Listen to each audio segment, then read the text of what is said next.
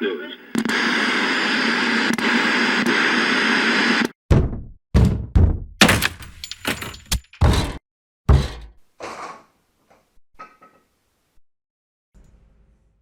It's Saturday, baby.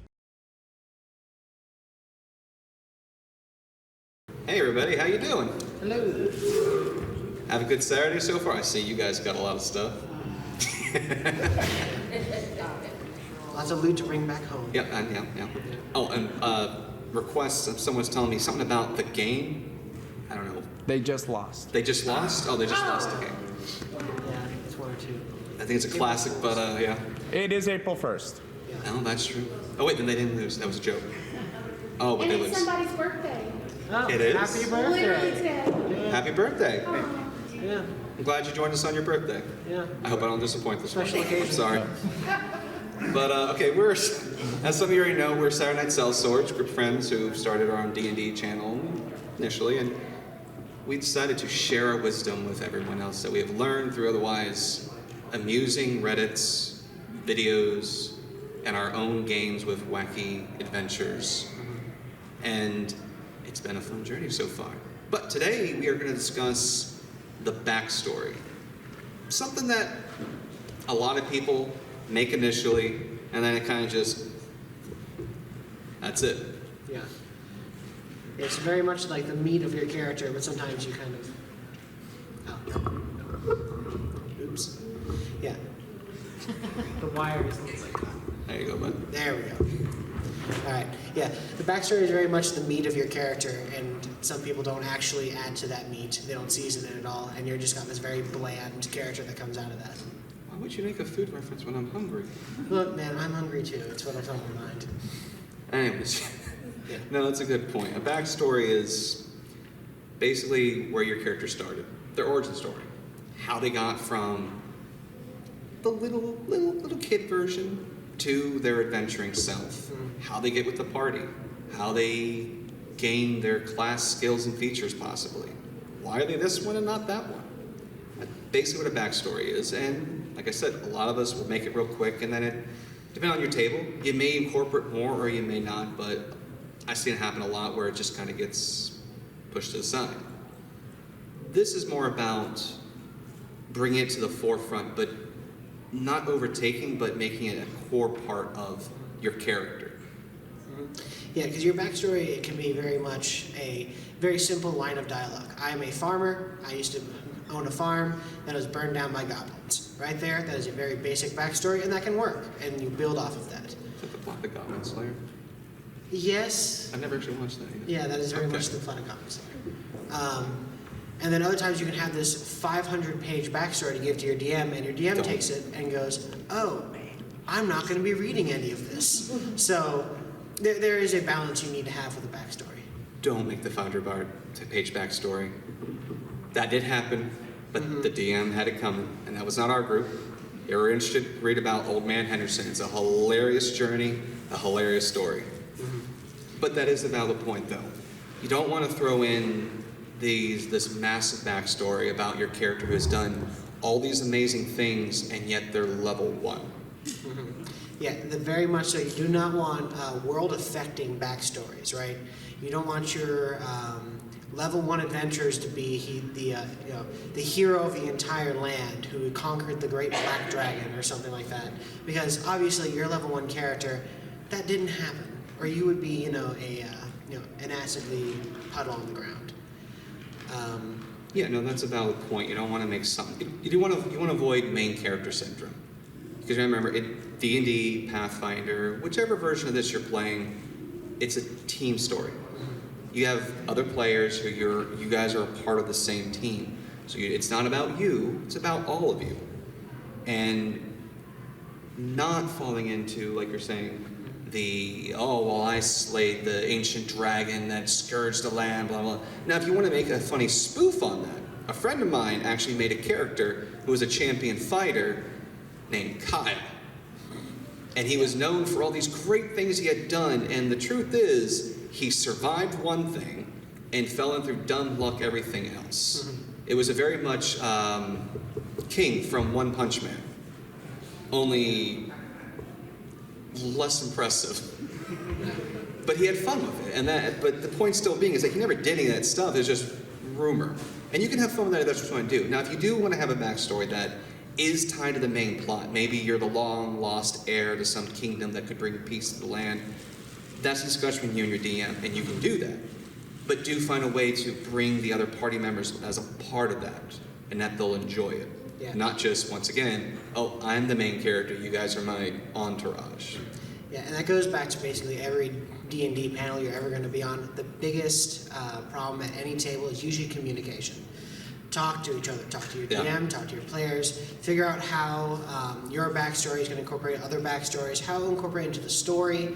You cannot have a character who, you're Gorth the Barbarian and you hunt down every creature in the forest as you can, to add to your hoard of skins. And then you have a druid in the party who is a nature conservationist.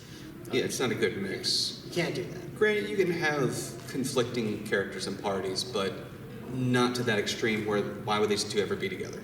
Unless they're forced to. Yeah, you want good conflict, you do not want bad conflict. Yeah. Yeah.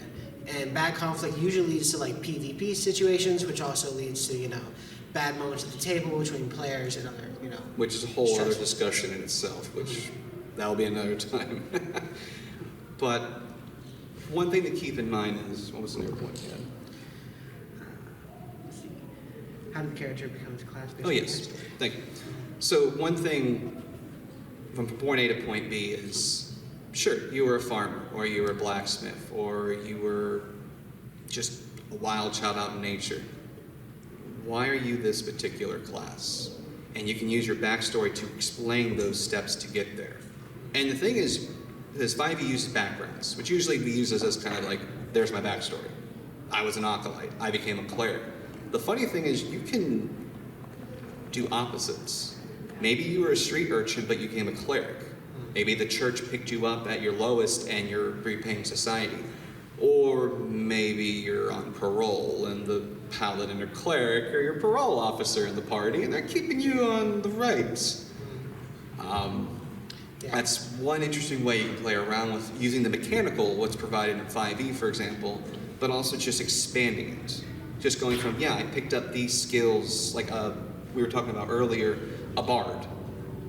Bards are semi-proficient in a lot of things, and then really proficient in most things, or a couple of things. Well, maybe that person traveled the land, did a lot of odd jobs. Maybe they did this here for a little bit, this here. They studied in the library because they were bored, or maybe they got in trouble and they were reading the library, and you can justify those character features with the backstory. And now you've expanded your RP of it. Yeah, and when you go to like skills and abilities of the characters, you kind of want to figure out how those would also incorporate into your backstory. Like, how do you know how to lockpick? How do you know like arcana and things like that? Like, what did your character do during their past that led them to this profession, right? So if you're a street urchin and you want to become a cleric, like he was saying, maybe you were, arrested, and they said, well, either you're going to do your penance or you're going to prison. And so you're like, well, I guess I'm doing my penance now. And Yeah, that's a great, as another example of one of my characters, when Tasha's came out, I wanted to try the Genie Warlock out. Definitely recommend playing it, very fun subclass. I went with a con man. It's a little nod to Twisted Fate / Gambit, but I basically made it where he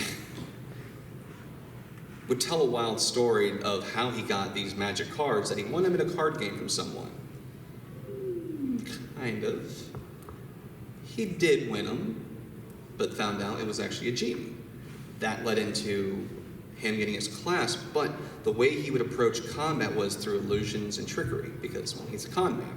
He would never try to reveal his true self, if possible, and always stay a step ahead of potentially bounty hunters or loan sharks he may have wronged in the past.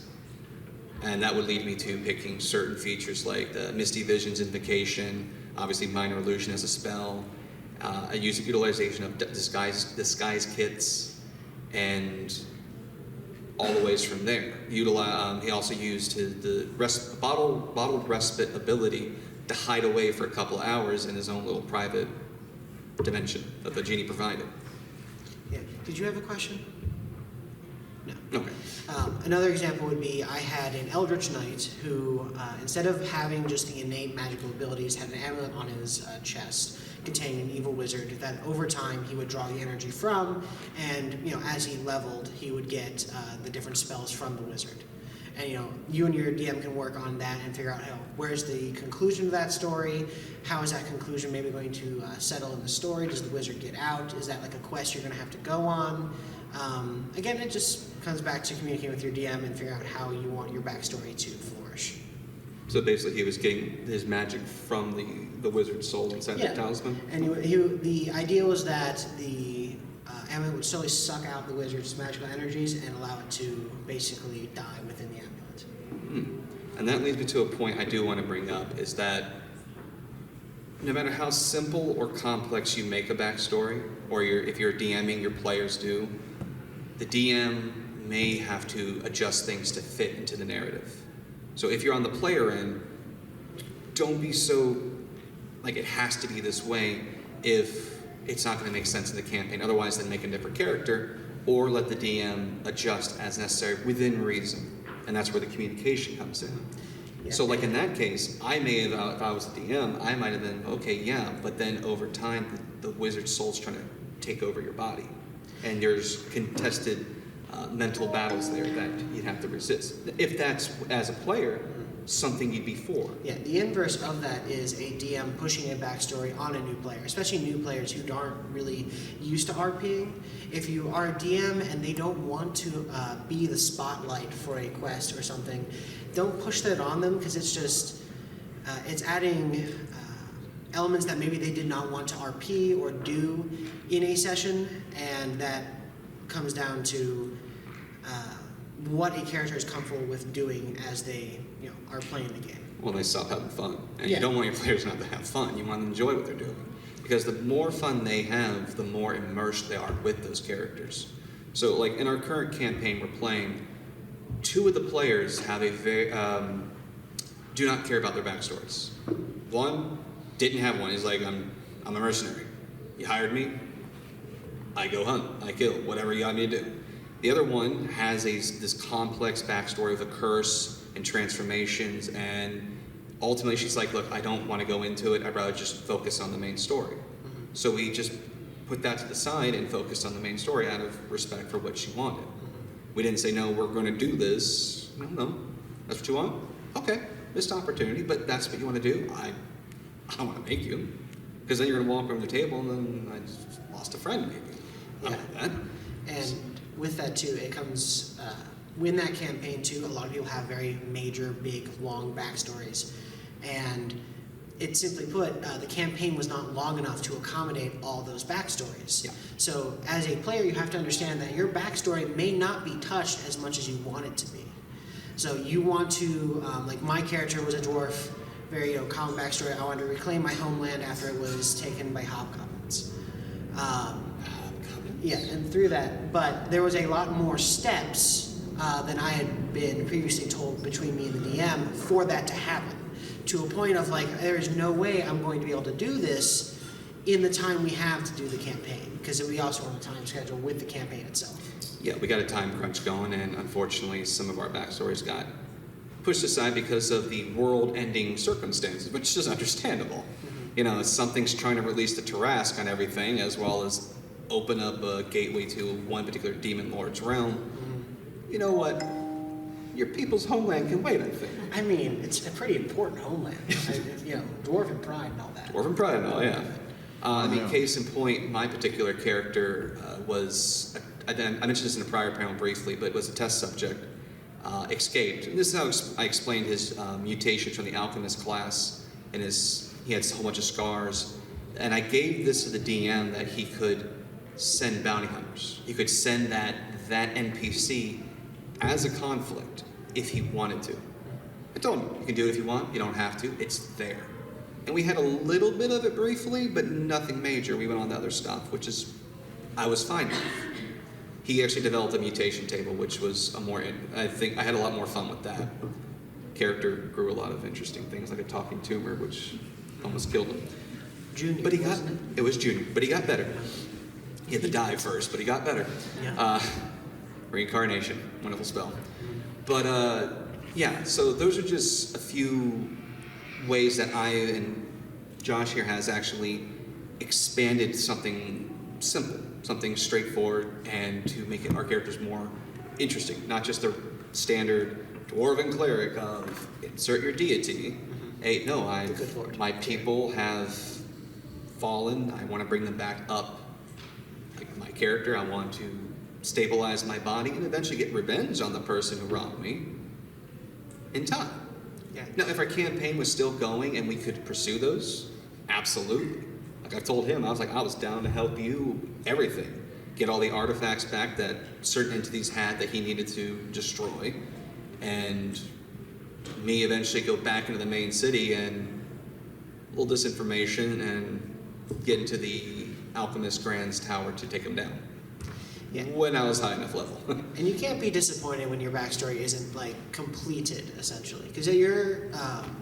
You would want to imagine that the campaign is a part of a character's life and not their entire lives, if that is what the campaign, the length of it goes to. Because if your campaign only lasts, let's say, 2 months of real time within the game, how much of your character's backstory is going to get accomplished in 2 months' time? You know, so how big and elaborate and amazing you want your backstory to be should be accommodated by how big the campaign is going to be. And then actually, a common question I've gotten about backstories is, well, then how much should I put into it? How long? How complex? How simple? The real answer is whatever you and the DM feel comfortable with. And of course, in regards to the length of the campaign, as you just pointed out, you don't want to have that major complex story in a meat grinder or in a one-shot module. But maybe in a longer campaign, maybe you might. Or maybe you just not in the mood, I want to do something simple, and you do that. And there's nothing wrong with either. But that is a important element of the communication aspect of it. Does anyone have any questions so far about what we're talking about, or like backstories in general? You back there? Yeah, just a quick question. What are your thoughts on doing something like creating an absolutely elaborate, fleshed out backstory, but then not really having it be part of the campaign, not really bringing it up, like, you know, to an excessive amount, but still kind of having that in the back of your mind, like, to drive like your choices personally? Okay. Yeah, I get what you're saying. So basically, like, you create this backstory, but you're not like, hey, have you heard about my good patron who gave me a lot of magic? I made this deal once, I lost my soul, you know. Not going into major details, but it's there. I think that's a great idea, especially if there's a shorter run, like module, one-shot, or campaign, to help drive your character, which is something I wanted to get to, was use the backstory to shape how your character behaves. So one example with that would be like the farmer. I was once a farmer. As you're traveling, you go into a new land, a new kingdom, and you notice, as the farmer, it's like, these crops don't look right. These farmers, something looks wrong. Now there's a plot hook that brought in a plight of the land, or that the party now knows something is up.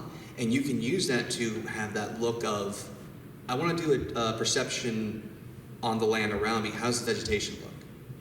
Use that to reinforce, and that's a good way to use that to reinforce the type of skills that you're going to try to use.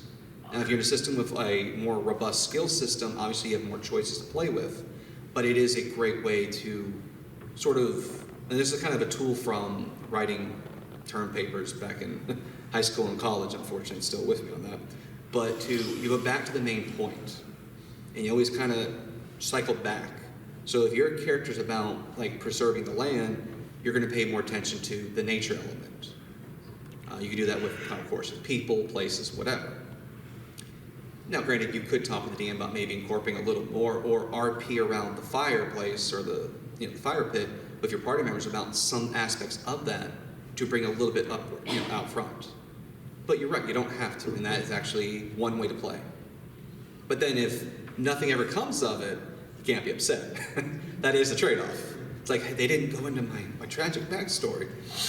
You didn't say anything. well, I thought you would know. But It yeah, was too tragic. Yeah, I know. I think a good idea is put as much effort into it as you would want to expect to come out of it. If you want to have a 500-page backstory, that's fantastic. Do it, because I mean, honestly, writing Please don't. stories is a great time. But don't expect your DM, who can only read so much at a time, to know absolutely everything about your backstory and incorporate it correctly. Because if you have 500 pages and you're allergic, you talk about how you're allergic to dairy on page 438. He's not going to know that. yeah. Yeah, But good question. yeah, very good question. Now, any other questions so far? Basically, come on, I've kind of thought about the rule, like, essentially that 500 book backstory, like, essentially viewed as fan fiction, essentially. Yeah. When you go too far, It's, with the exception of this particular example, that's where I get the 500 plus backstory of Doom from. That goes into the territory of, I'm the main character, this is my entourage. No. Now, granted, that particular backstory was made for malicious reasons against a really bad DM per the story, confirmed by another player from that game. So, once again, if you ever want to be amused by it, look up Old Man Henderson. Hilarious.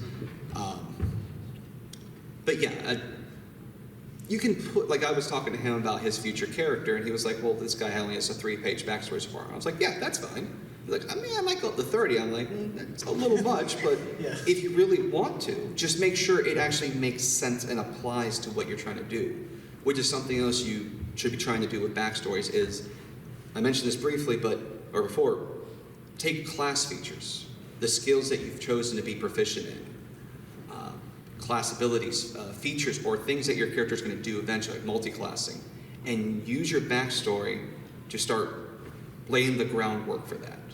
So like the example of the bard, who eventually becomes a bard, was someone who traveled a lot and did a lot of odd jobs and picked up a lot of skills. They're not great at it, but they know enough to be better than the average person maybe. Or they might get away with faking it. Maybe the person who chose the street urchin background knows, as per the background feature, how to get through all the back alleys and navigate a city quickly, but also knows who to talk to, knows who to look for when it comes to the seedier elements of society. If you're playing a pirate, are you still an infamous pirate? Or were you forced to becoming a pirate? Or did you and your crew just say, enough with the king, we're going to do our own thing? And now you've left that pirate, and you're with this current group for whatever reason may be per your story. But you can use those elements to explain why you have a high perception. You're at sea a lot, had to look out for threats and land eventually, survival skill, once again, on the open ocean. Your tools proficiencies, all that. If you're playing a swashbuckler, an obvious great mix for the pirate or sailor background, it connects well because of the whole dancing around while sword fighting and swinging off ropes and riggings and stuff. But then you can also apply that other classes, like a friend of mine did, an open hand monk who was a sailor. Instead of picking up the blade, he just learned how to fight with his own hands, and that explained how he would dance around the combat and avoid being hit, mobile feat, and then still attack his enemies, knock them down, tripping them up, or hit them just hard enough where they're stunned for a moment. Yeah, another thing, going back to the idea of world-affecting events, having items from your backstory go into the campaign itself. I had a character named Tooth who was a pirate and stole from his captain, and that was his beginning. He stole from his captain, he stole the captain's saber, and that's why he's hunted. Very simple backstory. Now, what do I do with this sword that, as I put it in the story, is super powerful and amazing? Me and the DM talked. I can't use the sword. Why? Well, my character doesn't know, but the DM does. And that way, right there is an easy quest start. I want to know how to use this blade for myself, and the DM now has a little bit of leeway. Has a little bit of a way to build a quest from that very basic start point, and that allows that to occur. Sorry, train of thought. Train back a little derailed there, huh? Yeah, a little bit. Yeah. But going off what you're saying there, yeah. So basically, your character took your captain's blade, left the crew, and is on a quest to learn how to use it. Now this gives the DM this pirate crew as a conflict in the story. Maybe not the main threat, but for the character it could, if that's what the player and the DM want to do. If the player's like, I don't want anything to do with this, this is where the sword came from, okay. He took the sword, the ship was sunk in combat, he's the only survivor with the sword. A great way to compromise on the other end of things. Because once again, you don't want to force something if the player is really adamant against it. But if they're open to it, you have that option as a DM. And as a player, something to look forward to from your backstory. And like editing or retconning your backstory as you go is something you talk to your DM about. Like maybe you start and like 5 or 6 sessions in, you realize I don't really like how this incorporates into my role-playing elements of this. Like being a lawful good cleric, but everyone else is neutral evil. They're all doing crimes, they're all doing this, and as a lawful good cleric, I should be stepping up and arresting these people, but I can't because they're my friends, apparently. So, like, when it comes down to that, you have to understand that your backstory is kind of conflict with everyone else's. So, communicate how that's going to work and how you want to see that play out. That was kind of good. You blew up an entire building. Okay, sure, fair enough. Yeah. But it is a valid point you are making. That comes a little more in the alignment stuff, but he, playing his cleric who was trying to bring his people back up, be this holy, beacon of law and order, and yet most of the party are chaotic good. One person was evil, and we were more than willing to collateral damage. He wasn't. Lots of collateral damage. Yes. Yes. Did you have a question? To an extent, with the pirate examples, one thing that came to my mind is how would one go about with causing a child to grow up around chaotic evil pirates and yet come out as chaotic good? Well, the chaotic is obviously because they grew up in a morally loose truth, and that's easy to explain. But it's a good question. How do you explain a good character came from a bad background? Well, and look at real life. There are some people who grow up in really bad situations, and they say, I do not want to be this, I'm going to be better. And you can use that to RP your characters going, yeah, I grew up with pirates. I grew up with the worst people, but I'm going to be better than them. But you will see the benefit of bending the rules a little bit sometimes to accomplish the greater good. There's your chaotic good character who came from a bad story, a bad origin story, who is now trying to be better. It's more of a journey of atonement in that case, and you can always go look back, circle back to where he came from to say, well, yeah, if I do this, it's the easy way, but then I'm giving in to what I came from. And it's a way to stay on that track, because playing the lawful good character is very difficult, as I'm sure a lot of us have seen, heard, or know personally. But it is rewarding when you can pull it off. It is easier to play chaotic, neutral, even evil, because you can do what you want. But that is one way I would go about doing it personally, is that atonement journey, that I'm going to be better than them. But then also, if the campaign pushes your character back the other way, you can also RP it as, well, even though I started here and I was being better, I just fell back into where I came from, full circle. And you could add extra layers to it. So, yeah, you were a pirate at first, and maybe you weren't a chaotic good at that point. Maybe you were chaotic evil or chaotic neutral at that point. But after doing your pirate's life, you became a civilian, you started to farm, and that's another point to your backstory, another layer to your backstory of you becoming not as evil. And then you build up from there. Maybe your farm is attacked by the pirates who left, and that gives you a reason to go out and try to maybe stop them. Yeah, call back to action, basically. Call back to action. But you mentioned layers, which is also another point to go over. Whether you make a really simple backstory or a really complex backstory, you want to make sure that you have layers that the party and the DM can work with to create an interesting story. Because, like, in my next campaign, he wants to play a very simple backstory. And I am fine with that. That's what he wants to do. We've discussed it. I'm like, okay, you just want to have, you're a bear who is awakened. You learn how to fight when you give in to your animal instincts. That's his barbarian rage. Okay. He's like, I don't care what caused the bear to be awakened. That's not his journey. This is his journey to point forward. I'm like, I can do that. And we did have quite a little bit of an argument over that, because he is very much a person to build a backstory and have, qualifying quests and different things, that, enhances on a role-playing ability. But for this character, I really wanted to take a step back and just play a very chilled out, I am a barbarian, I'm going to go out and hit things. That's what Which I is just wanted. ironic, a chilled out barbarian, right? Chilled out barbarian. Yeah. So is he And going to be a polar that bear? is, again, the base fact of D&D. It is a communication game. It is a talking game. You cannot have a good D&D session without talking. Yeah. Um, He is a polar bear too. That kind of explains it. yeah, he doesn't talk very much. Yeah. But with that, actually, I've heard what he wanted, and I understood. I told him, "Look, I might have an explanation in the universe as to what caused it, but that's not important. It could be a random wizard who was trying to do some ritual, thought nothing happened. A mile away in the forest, this bear was just, I can speak, and that's it.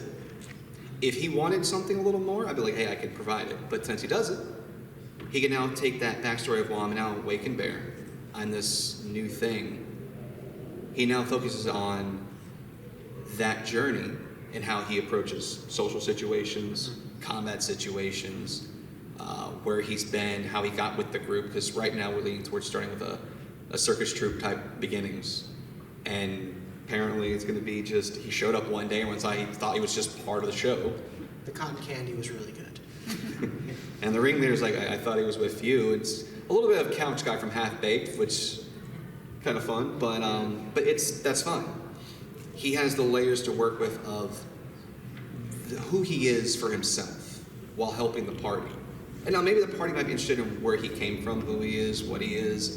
But at the same time, it's like, he's just a bear that talks. And with a very simple backstory like that, some players, I went more into like character interactions through RPing, and having a very basic character can sometimes lend to a much more like, you can kind of test the waters with the different characters and see how everyone's RPing and see how you can fit a role into that RP session.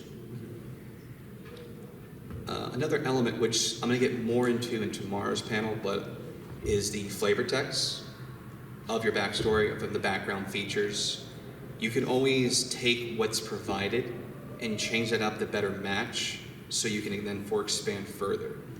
So like with, for example, let's put an example of that.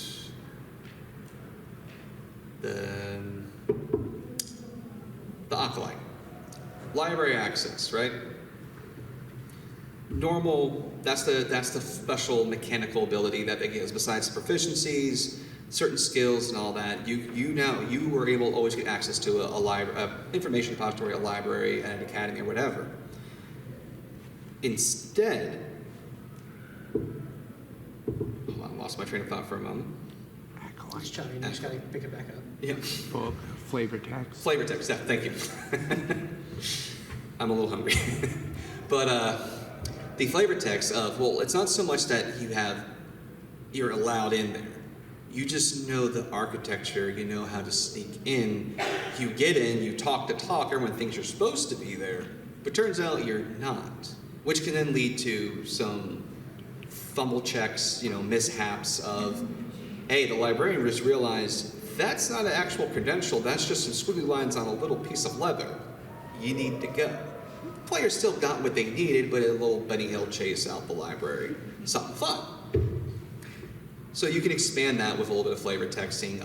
You can do, instead of sailor, the riggings on the ship, you can change that it was maybe architecture work, working in a mining operation, and that's where you picked up those skills. And that's just, of course, readjusting the names, but it's one way to better match for your concept. Because while the backgrounds are good, and there's a lot of them now, they all don't always match 100%, and you can make a custom one. But sometimes just changing a few words is all it takes. Yeah. Any thoughts on that? Yeah, backgrounds, using them as a base template for helping build a character is a good thing. Like we were talking earlier, I think just to even start building a backstory, find a background that you like, and then find the class that you like, and figure out how those two can tie in with each other. See if maybe, let's see, the Acolyte we've been using a lot. Acolyte and a Bard. Maybe you were part of the choir group. Maybe you were player of the organ. Is it called organ? Yeah, organ pipe. Yeah, organ pipe. Yeah, playing the organ pipe. Just the combination between the two is just an easy way to put it together. It'd be hilarious to have a bard traveling with an organ pipe at the party. Yeah, you can use it as a melee weapon. That'd be one heck of a melee weapon. Yeah. High strength 2d6. character. So far, any questions? Yeah. Do you recommend background before picking class and race, or do you recommend building the crunch part of the character and then doing the background after you've done that? As far as when you build a character. When I do it, personally, I build a concept and I build around it. Sometimes that will be, I like this one class feature.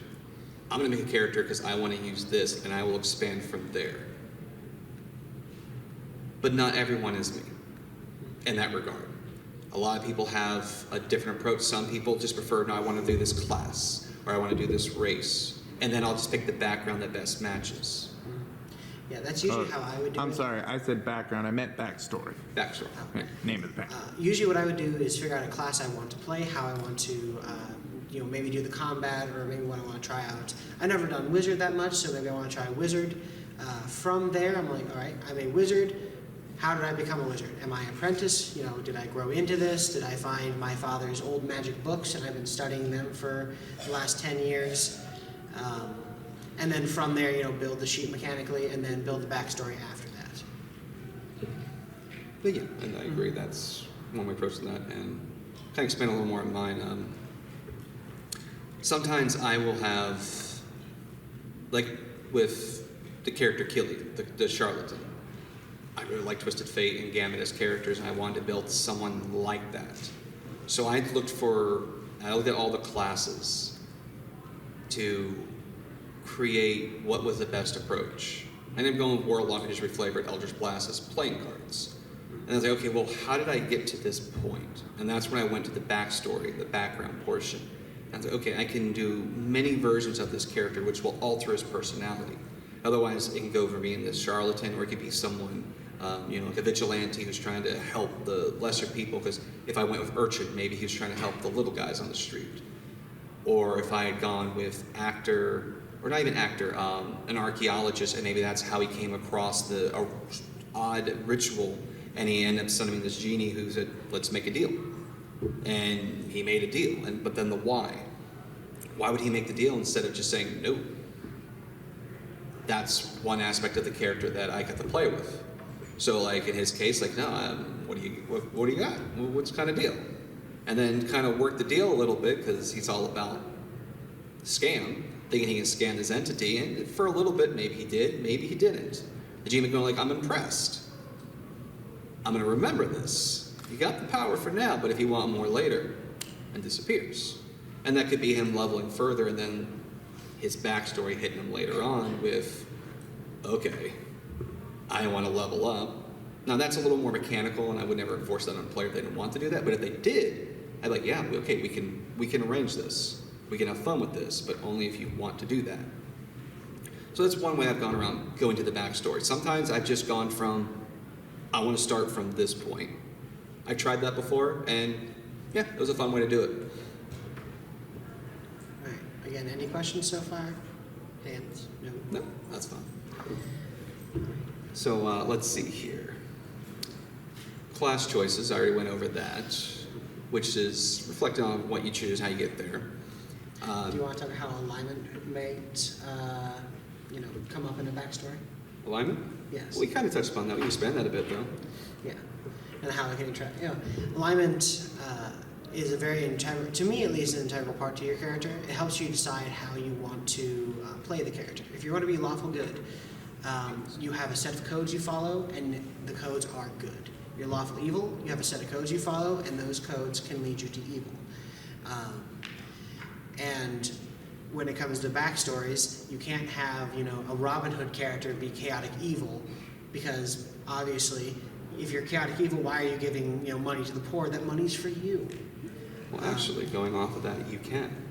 It's a little bit of the Star Wars: The Old Republic with Darth Revan, I believe, is the character, where he was a Sith, got his mind wiped, and then the player could choose whether he became good or evil. So you can actually do that.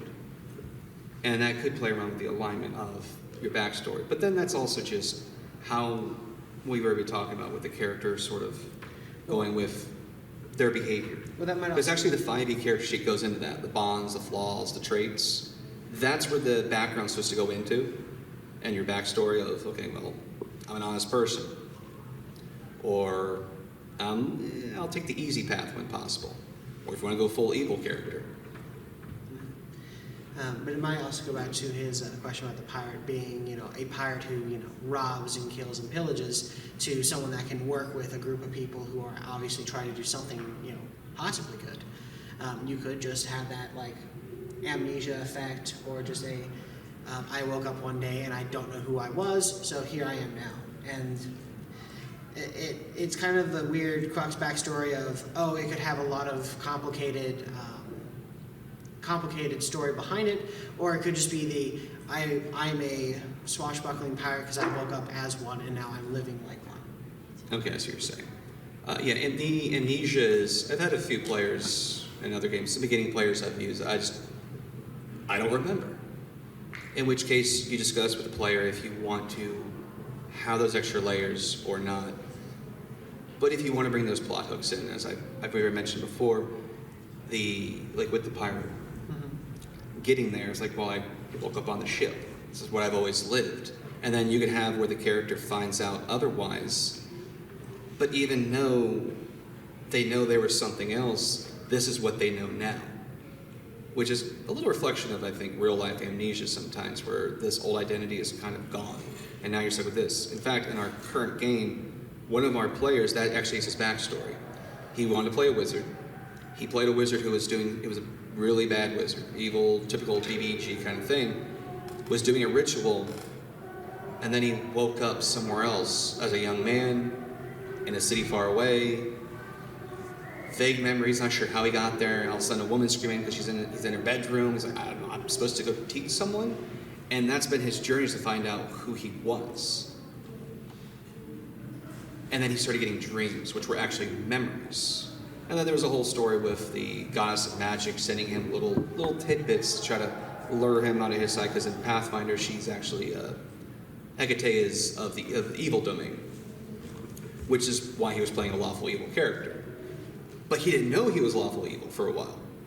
So he was playing it as a little bit of quick to the shot with taking out the enemies, like when we got hit with bandits. But then also, I'm just surviving. Yeah. With that, like not knowing your alignment,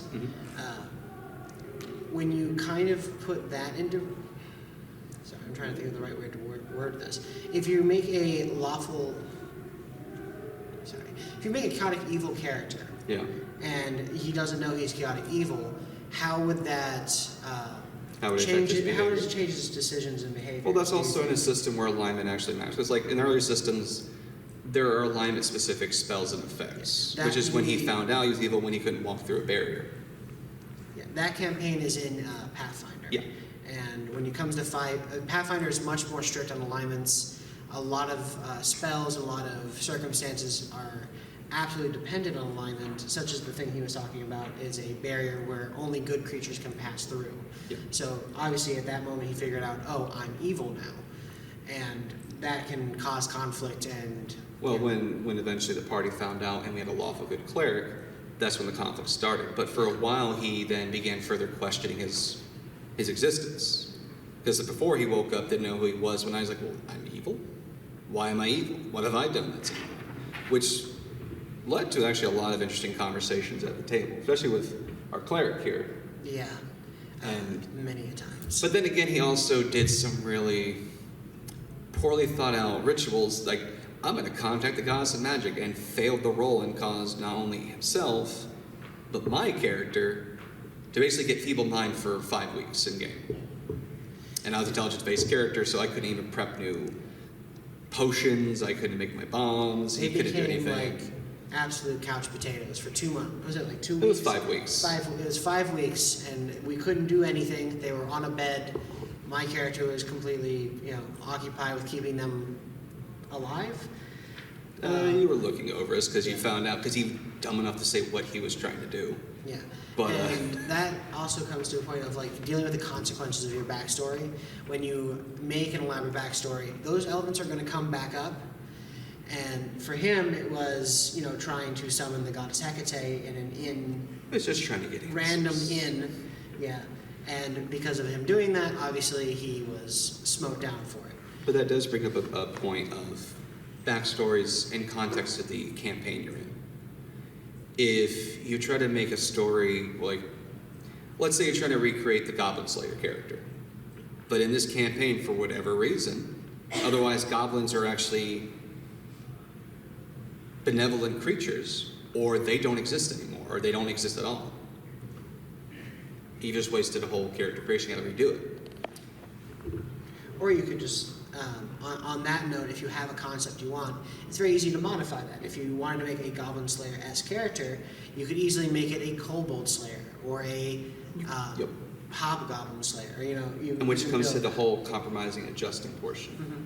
Now, there's also certain settings like Dark Sun where it's an apocalyptic thing and actually magic kills the land.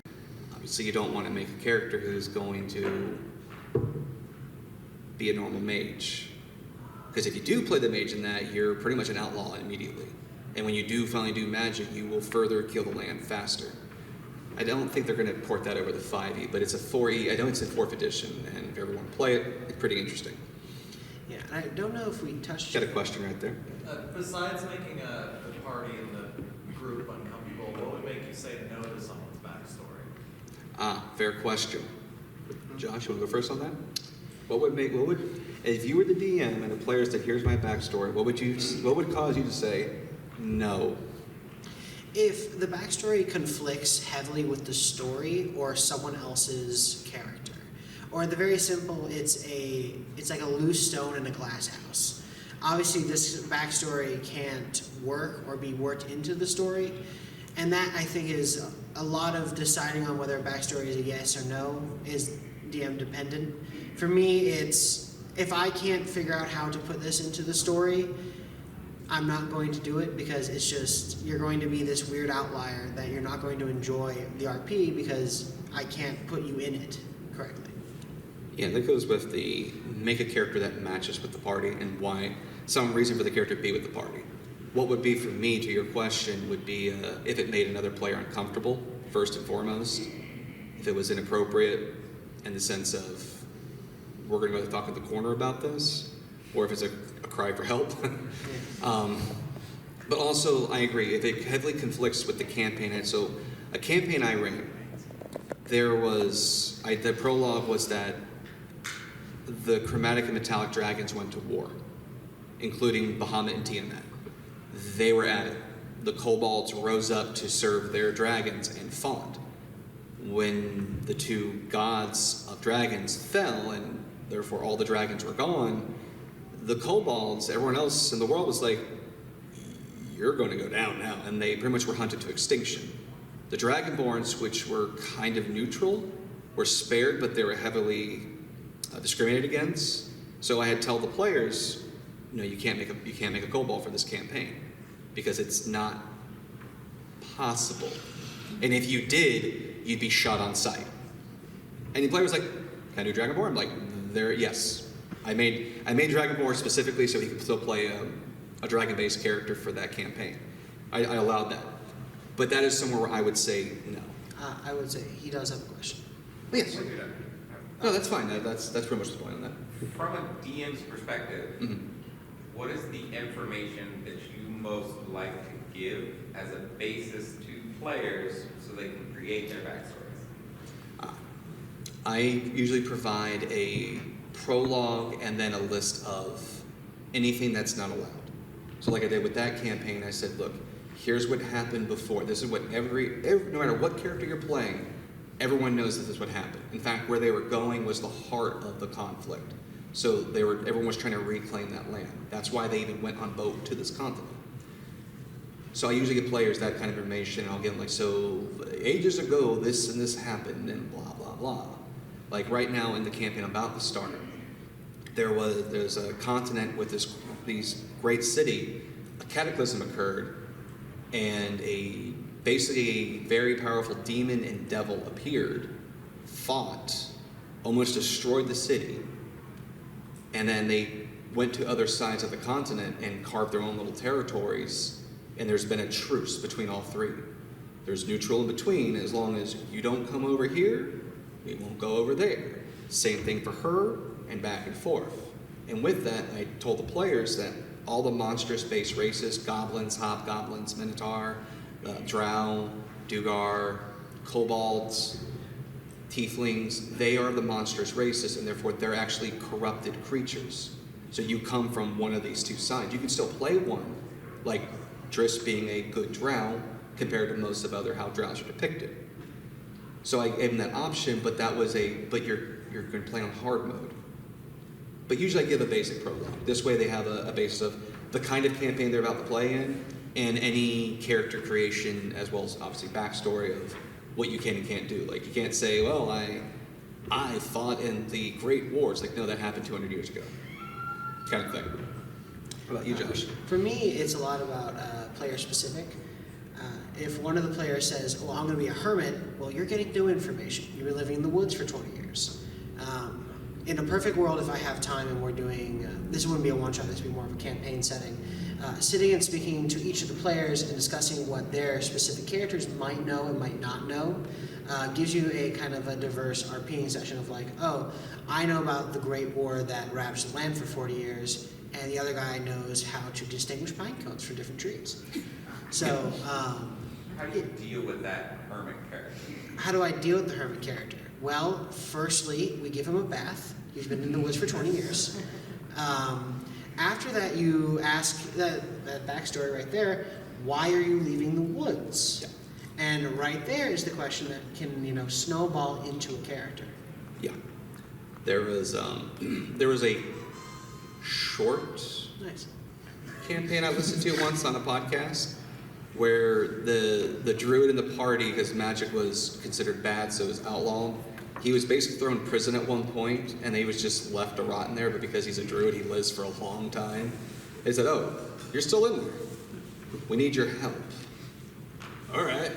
And he goes with the party. But in the case of the hermit, yeah, I'd have to talk with the player on why are you, do you have a reason of why the character's joining, or do you want me to come up with it? In which case, if that's the answer, then you're going along for the ride. But if you're like, no, I have some input, I'm like, please give me the input. Because I always want players to be invested in their characters.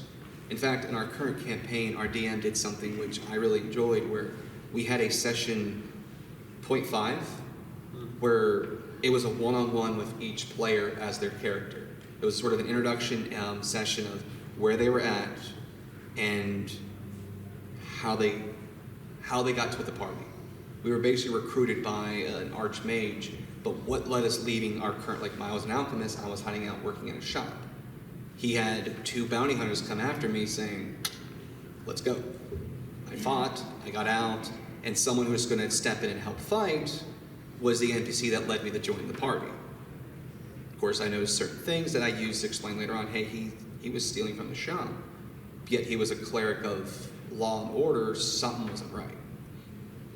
So that's another little thing you can actually do to help get players more invested in their characters and maybe give a little more on their backstory and actually want to, and then of course reinforce it as they wish, as they want, if they want more of it. We are down to the last 6 minutes. Are we? Yes. 7 minutes. Wow. Yeah. All right.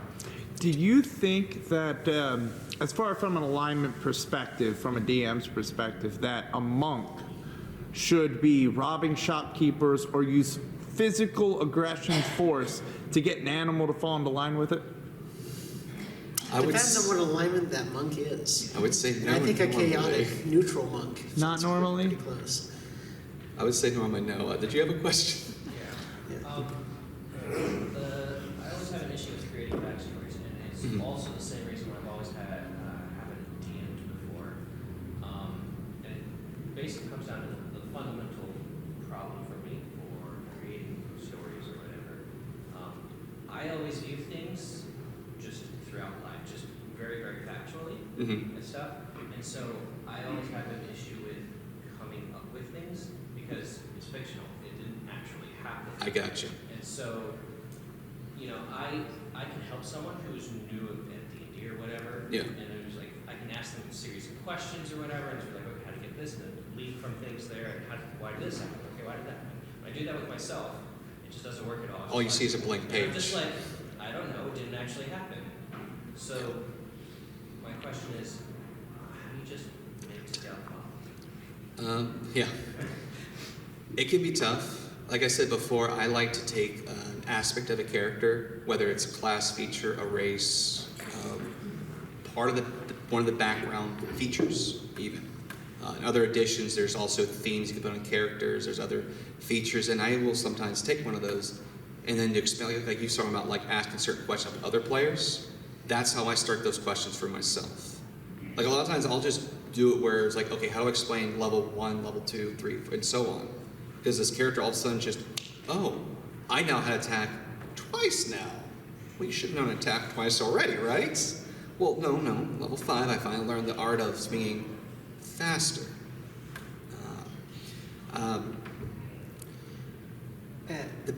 You got something for that, Ryan?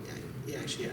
When you're trying to come up with stories or trying to come up with, backstories or anything for D&D, usually my thing is to look for, I cannot think of the word, it's bugging me. Inspiration, there we go. Inspiration is a wonderful thing. If it goes from just, walking around on the dealer floor and you see some, interesting things, like me walking down the dealer's floor, I saw a person selling a bunch of, witches brew things, and you can make that into a character, a witch that sells things that are stolen. You can take real life things and incorporate them into your stories. So that way you're not technically making something from nothing, you're just changing something you already understand. You're basically making a reference, and you're using that as a springboard. I hope that helps a bit. I know that can be a challenge. Oh, and if you ever have trouble running a D&D campaign, modules are a huge help.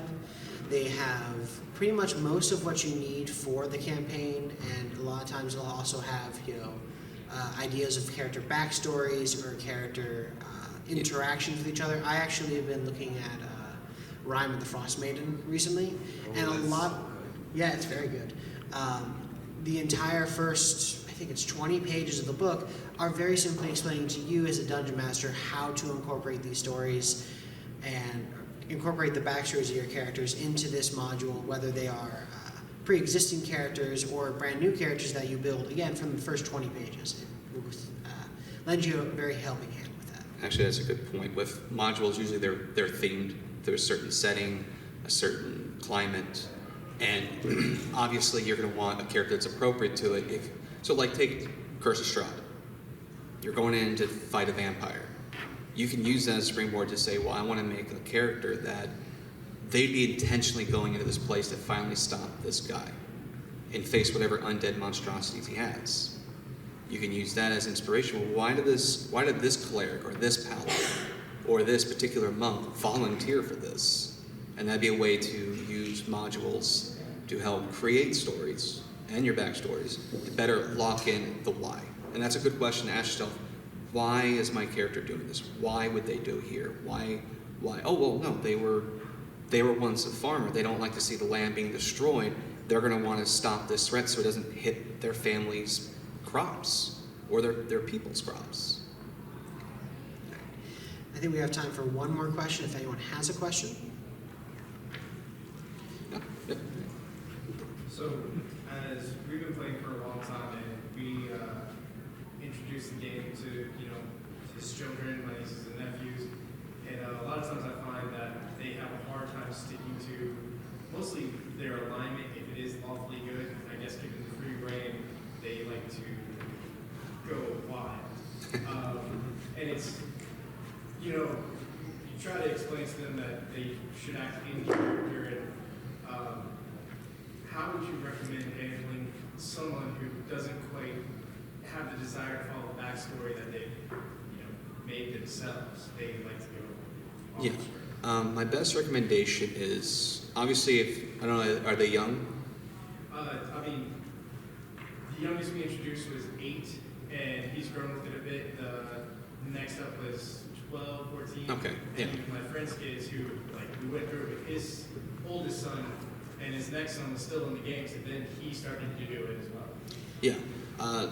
The best thing I say is, and granted with kids it's a little tougher, at that point I would say just don't worry about them, let them have fun, and then eventually start introducing little advanced concepts here and there to get them on that path. But for a general player who just doesn't care about the backstory, just say, okay, do you not just want to care about your backstory? You just want to go, then okay, you're going to want to make a chaotic neutral character. You can pretty much do whatever your character feels they want to do. There might be repercussions, but sometimes the best thing to do is just lean into it. Because some players are just, that's what how they want to play. And there's nothing wrong with that. It may not be for every game though. He likes to run Call of Cthulhu for us, and that's more of a social investigation game, not a combat game. Most combats end with, well, your character's crazy or dead. And which if you want combat, you probably don't want to play that game. But we lean into these parts don't matter, we're gonna lean into this. So like, time's up, yeah. Our time is up. I don't want to hold up the next panel.